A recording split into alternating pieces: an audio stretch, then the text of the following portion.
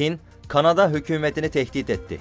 Kanada Başkonsolosunu Dışişleri Bakanlığı'na çağıran Çin hükümeti, Huawei şirketinin Baş Maliye Bakanı Min Wenzhou'nun tutuklanma sebebi hakkında Kanada hükümetine son uyarı olarak, eğer Min Wenzhou'nun serbest bırakılmayacağı takdirde çok kötü sonuçlar olacağını belirtti.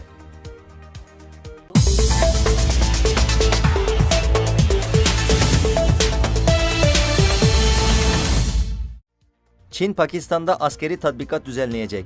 Pakistan Ordu Yönetimi, 1 bölük Çin askerinin ortak tatbikat düzenleme amaçlı 8 Aralık'ta Pakistan'a geleceklerini açıkladı.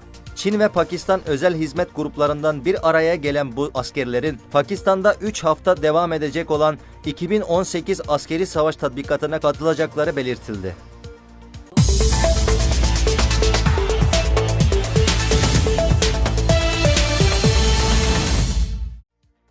Özbekistan, 136 hükümlü mahkuma af kararı çıkardı.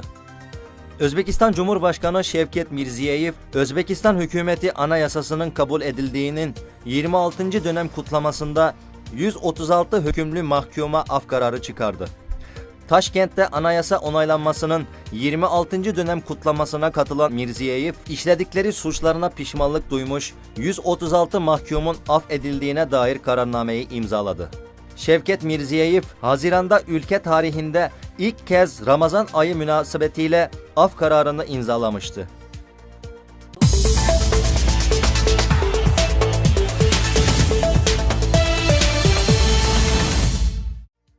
İsrail ve Lübnan sınırında askeri hareketlilik.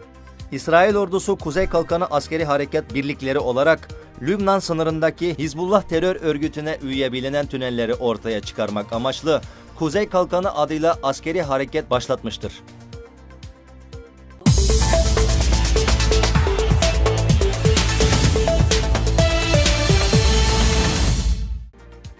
Sarı yelekliler durmak bilmedi.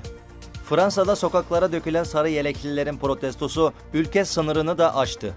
Belçika ve Hollanda'da hükümet dairelerinin istifa etmesini talep eden vatandaşlar sarı yeleklilerle birlikte sokaklara döküldü.